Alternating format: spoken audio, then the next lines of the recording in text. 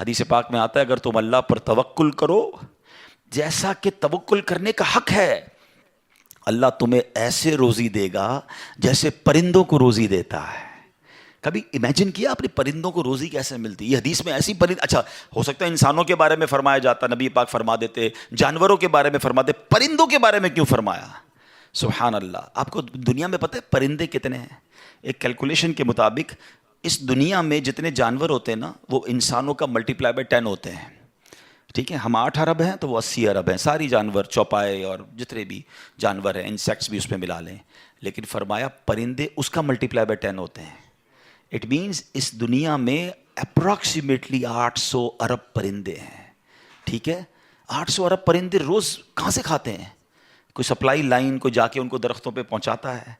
کسی گھونسلے میں کوئی آپ نے کبڈ دیکھی، کسی گھونسلے میں آپ نے کوئی سٹاک دیکھا کہ جناب یہ کل کا چارہ ہے، یہ رات کا چارہ ہے، میرے چھوٹے چھوٹے بچے ہیں اس کے لیے چارہ ہے؟ Nothing else.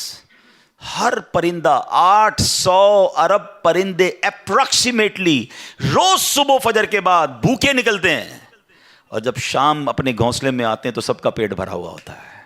سب کو کون کھلا رہا ہے؟ کوئی تو ہے جو نظام ہستی چلا رہا ہے، میرا خدا ہے۔ ایمان لاؤ نا، توکل کرو۔ جب پرندوں کو 800 ارب پرندوں کو روزی دے سکتا ہے، ارے میں اور آپ اشرف المخلوقات ہیں، میں ٹینشن ہی نہیں ختم ہو رہی، کال کرو تھی نو ہے، سال بعد کیا ہوگا، بچی کی شادی کیسے ہوگی، میرے کاروبار کا کیا ہوگا، ارے مارکیٹ ڈاؤن ہو رہی ہے، ڈالر اوپر ڈالر نیچے، اسی ٹینشن میں مر گئے۔ یار جو رب چونٹی کو کن اور ہاتھی کو من دے سکتا ہے وہ اس نے مجھ سے بھی وعدہ کیا ہے۔ سیکھو نا حضرت ابراہیم سے، کاش یہ توکل نصیب ہو جائے۔ تھوڑی ایج اور بڑھتی ہے، آپ نے ایک بار ایک بڑا کمال کا منظر دیکھا کہ ایک بندے کو سمندر میں اس کی ہلاکت ہو گئی، سمندر میں وہ ڈوب کے مر گیا، مچھلیوں نے کھایا اس کی باڈی کو، تھوڑی دیر بعد اس کی لاش سمندر کے کنارے پہ آئی، تو پھر جانوروں نے کھایا، اس کے بعد دیکھا کہ پرندے آئے، پرندوں نے بھی اس کی باڈی سے کھایا۔ آپ کے ذہن میں خیال آیا کہ یا اللہ یہ بندے کو قیامت کے دن تو کیسے اٹھائے گا؟ ایمان تو تھا مگر اس کی باڈی کے اجزاء تو 3 الگ الگ مخلوقات کھا گئیں، اور قیامت کے دن یہ واپس کھڑا ہونا ہے اس نے۔ تو سبحان اللہ، آپ نے اللہ سے کہا وَإِذْ قَالَ إِبْرَاهِيمُ، پھر یہ دیکھیں حضرت ابراہیم کا یہ واقعہ بھی قرآن میں موجود، 3 پارے میں سورہ بقرہ۔ آپ کہتے ہیں وَإِذْ قَالَ إِبْرَاهِيمُ رَبِّ أَرِنِي كَيْفَ تُحْيِي الْمَوْتَى، اے اللہ، حضرت ابراہیم نے عرض کی کہ اے میرے رب مجھے دکھا دے تو مردے کیسے زندہ کرے گا؟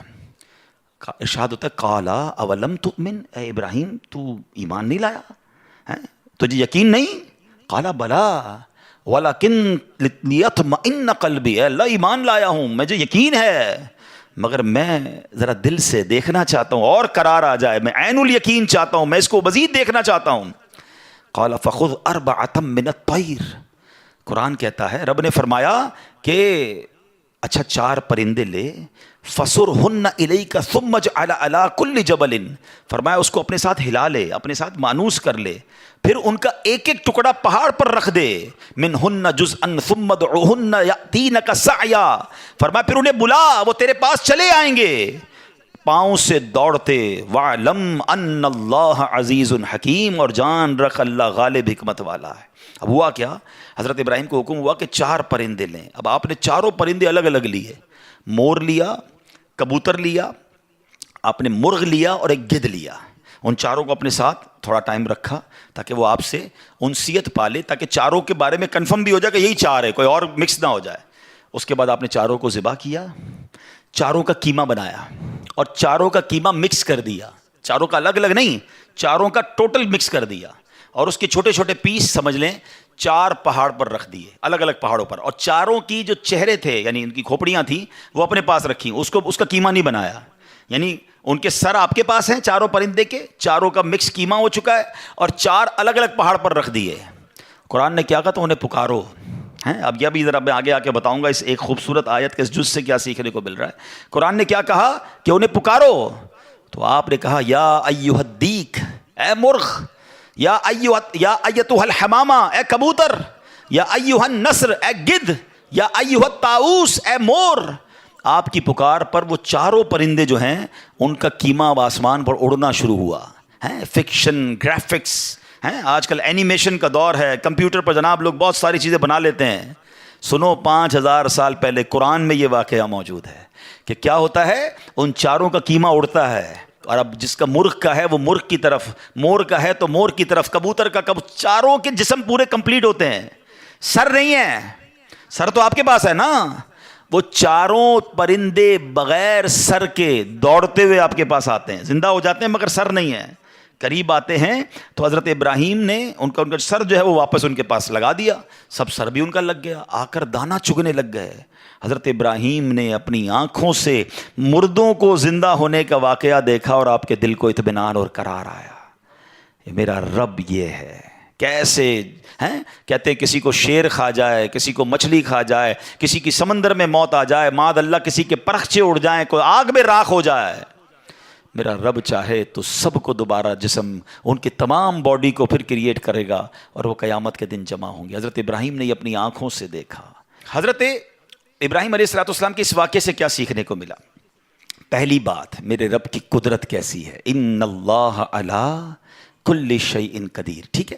دوسری بات، علماء کہتے ہیں، صوفیانہ تفسیر اس کی لکھی گئی کہ 4 پرندے کیوں لیے گئے، کبوتر، مور، گدھ اور چوتھا مرغ۔ فرمائیں ان چاروں کی نا ایک بری خصلت ہے۔ مرغ ہے اس کے اندر شہوت بہت ہے، جو کبوتر ہے اس کو اپنی اڑان پر بڑا ناز ہے، بڑا تکبر ہے، بہت اونچا اڑتا ہے۔ فرمایا گدھ جو ہے اس کا کیا پرابلم ہے، گدھ کے بارے میں فرمایا کہ وہ لالچی بہت ہے۔ اچھا، پھر اس کے بعد ایک اور پرندہ ہے مور، اس کو اپنی خوبصورتی پر بڑا ناز ہے، وہ خوبصورتی کی وجہ سے بڑا پراؤڈ فیل کرتا ہے۔ تو فرمایا یہ 4 بری عادتیں ہیں، اس کو ذبح کر کے یہ پیغام دیا گیا کہ اگر تم بھی اپنی اونچی اڑان، اپنے اونچے مرتبوں، اپنے اونچے مقام کا تکبر چھوڑ دو، اپنی خوبصورتی پر گھمنڈ کرنا چھوڑ دو، ہوس اور شہوت کے بعد اپنے آپ کو بچا لو، لالچ کر کے دنیا کے بال کے پیچھے بیڑا غرق اپنا نہ کرو، اگر ان عادتوں کو ذبح کر دو تو اللہ آج بھی تمہارے دل کو زندہ فرما دے گا۔ ان کو زندہ کیا نا، فرمایا ان عادتوں کو ختم کرو، رب تمہارے دل کو زندہ فرمائے گا اور اس میں نور داخل فرما دے گا۔ اور علماء نے اس کی صوفیانہ تفسیر یہ لکھی۔ اور اب ایک اور عقیدے کی بات بھی، کنفیوژن پھیلانے والے بہت کنفیوژن پھیلاتے ہیں، میں تو قرآن سے آج آپ سے بات کر رہا ہوں نا۔ اللہ نے کیا کہا کہ انہیں پکارو، وہ تو دنیا میں نہیں تھے، پرندے مر چکے تھے، کیما بن چکا ہے، کیما بنے ہوئے پرندوں کو رب کہہ رہا ہے پکارو۔ حضرت ابراہیم نے کیسے پکارا، یا ایھا الدیک، یا ایتھا الحمامہ، آپ کبوتر کو پکار رہے ہیں، آپ گدھ کو پکار رہے ہیں، قرآن کہہ رہا ہے پکارو اور نبی پکار رہے ہیں۔ آج کسی کو نہ جانے یا رسول اللہ سے پرابلم ہو جاتی ہے، کسی کو یا غوث پاک سے یا پرندوں کو پکار رہے، قرآن کہہ رہا ہے، تو اس کا مطلب دنیا سے اگر کوئی چلا بھی جائے تو اس کو پکارنے میں کوئی خدا نہ خواستہ پرابلم نہیں ہے۔